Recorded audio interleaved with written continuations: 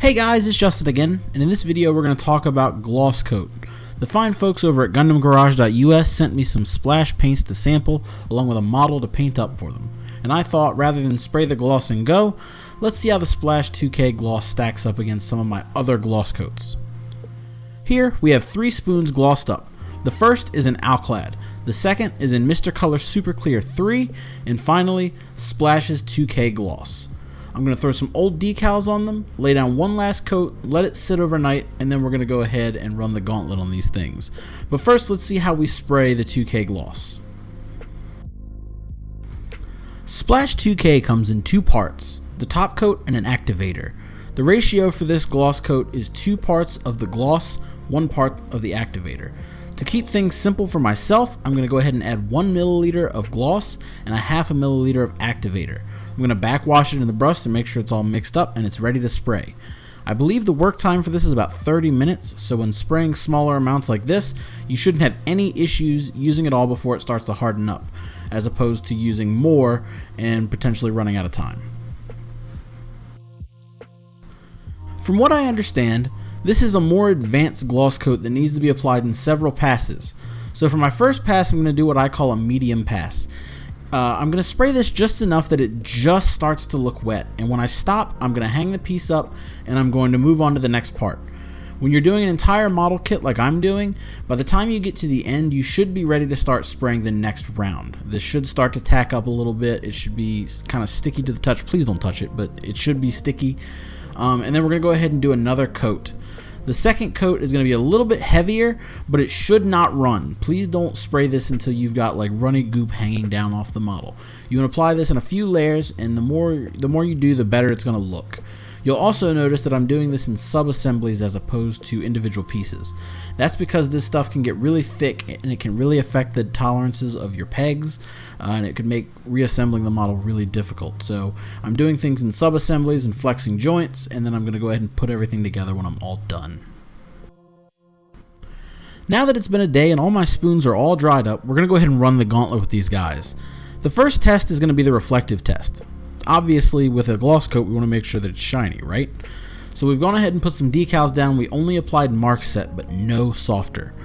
The first spoon, the Alclad spoon, is relatively glossy. You can see a little bit of the edge of the decal, but it's not very much. Overall, the gloss isn't the sharpest, but it's not bad.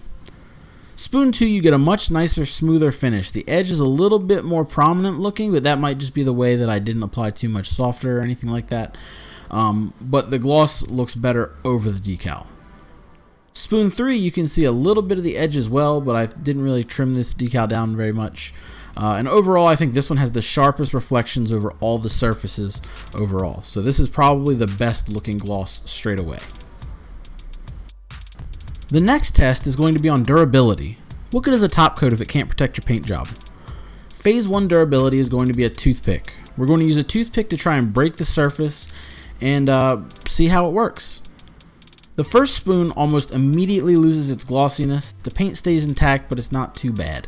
Another application of the top coat should fix this, but what's the point if it's not going to protect anything? The second pulls through the top coat and a tiny bit of the paint as well. I'm not really sure why this happens because Mr. Color's a fairly durable paint brand, so it's really weird to see that this happened.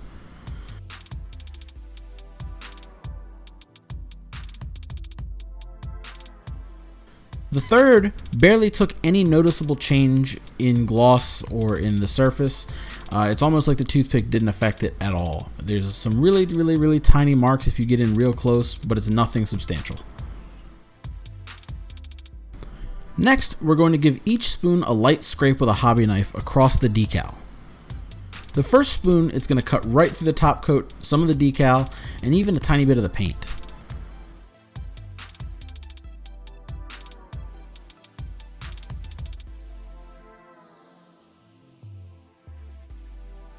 The second spoon is mostly the same. You're going to cut through a little bit of that top coat, the decal is gone, and a little bit of the paint is gone with it as well.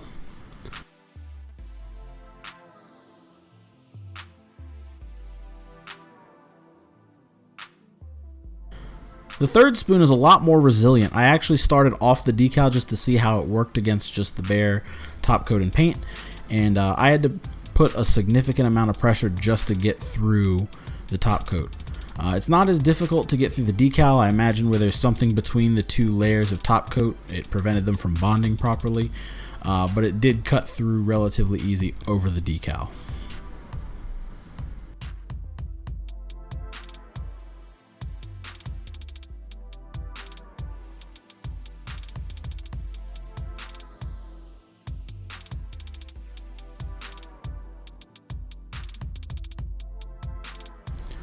Finally, we're going to take a wire brush to each one of these spoons.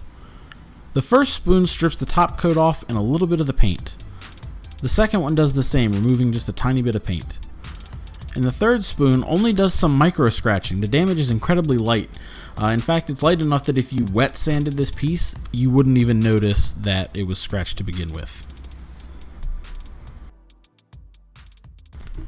And that's my review of the 2K gloss coat. This is a very, very good product. Again, it's not something I'd really push towards a beginner painter. Between changing tolerances with your parts and having to layer down multiple coats, it might be a little bit discouraging to somebody who's not really patient enough to deal with this kind of thing. But once you get a little bit more comfortable spraying paints and you've gotten that discipline down where you don't have to touch everything, immediately afterward, it's a really, really nice top coat. It's insanely durable, it's very smooth, and if you want a crisp gloss finish without having to do a lot of sanding in between coats, look no further. This just might be my new go-to gloss coat. Finally, I want to thank all my patrons for this month. We have Andy, Gil, SD, Rex, Nick, and Adam.